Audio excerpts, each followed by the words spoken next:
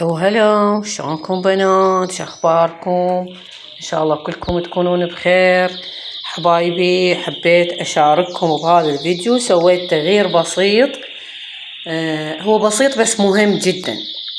هذا التغيير اللي سويته، طبعا عندي منور بداخل الصالة. هذا هنا كان مكان الجيزر. هذا المنور بنات كان مخليه بيه اني دبات الغاز، دبات النفط، يعني تعرفون منور شكو شي زايد تخلوه. فاني قلت بما انه المطبخ مالتي مشلوع قلبي من ورا الدهن. هنا شوفوا بنات، هاي كانت هنا مكان الكابينة مالت الكهرباء. طبعا نقلناها لهاي الجهة، ودا تشوفون الوايرات والهوسة، هذا كله راح ينشال ويترتب. يعني هنا كانت قريبة على السياج، فحولناها بهاي الزاوية هي والجيزر. نسميها شلون تقولون زاوية ميتة. هي تقدرين يعني هاي الزاوية تقدرين تحطين لك ميز صغير مال طعام تستفادين منه.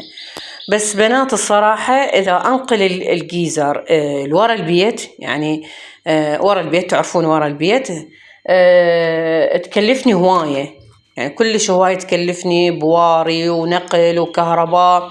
فقلت أني أهم شي عندي هذا المكان، اللي هو مكان الطباخ والكاونتر. فقلت ماكو داعي أشيل الجيزر، خليه بمكانه ما عليه شي.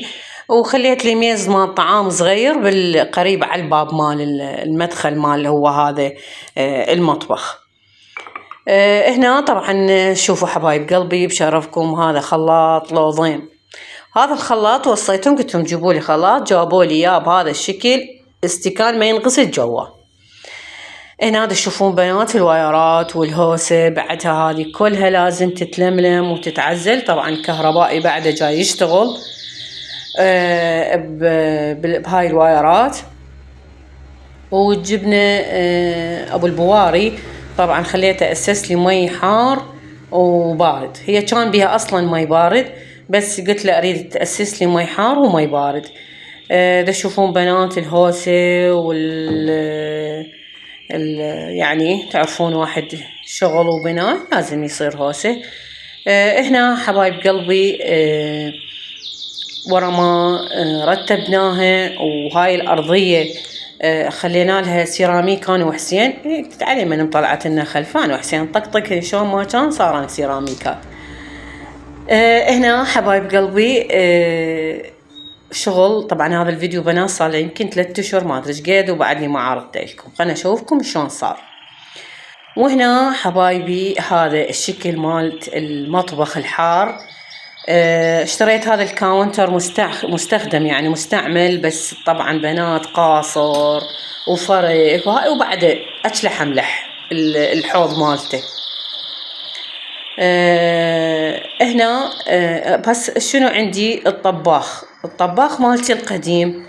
ما قدرنا نخليه بهذا المطبخ، لأن الطباخ الحجم مالته أكبر من قياس الباب، يعني قياس مالته أكبر من الباب. هنا أكيد 100% غيرت مالت الخلاط، تشوفونها بنات. وبوقتها كنت تغسل مواعين وهاي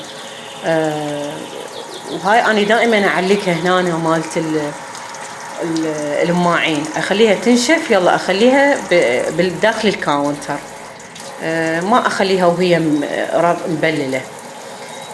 حبايبي طبعا المطبخ الحار كلش مفيد. خلصت من الدهن، خلصت من الدخان، اشتردين تقلين، اشتردين تسوين براحتك. أنا كنت كل سنة اشتري بنكة جديدة للمطبخ هالقد ما توقف من الدهن. هسه تقولي ليش ما جبتي ساحبة، ليش ما جبتي مفرغة؟ والله العظيم اثنين جبتهن واثنين ما فادني. هنا أنا هذا بداخل الكاونتر طبعا ذني الطبقتين أنا خليت بها المواعين الفرفوري والخواشيق، البهارات، الشكر، الملح، الشاي.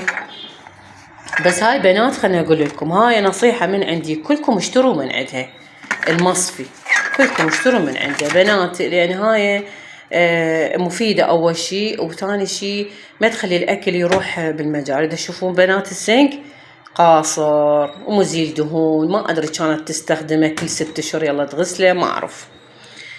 المهم عندنا هذا، شوفوا بنات الجيزر معكوسة الصورة مالته، احتمال راح اغلفه بنات.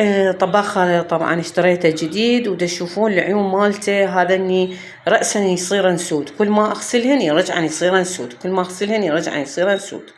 فعندي فكرة، الفكرة هاي ان شاء الله راح اجربها وياكم واسوي فيديو ثاني اذا نجحت يعني. هذا مالت الحمام، وسقفناه بالسندويش، والوايرات كلها شلناها، بس هذا الواير مال السحب. وهنا أنا راح اسوي معكرونة كلش احبها اني بالدبس، دبس الرمان والكجب، كلش احبها.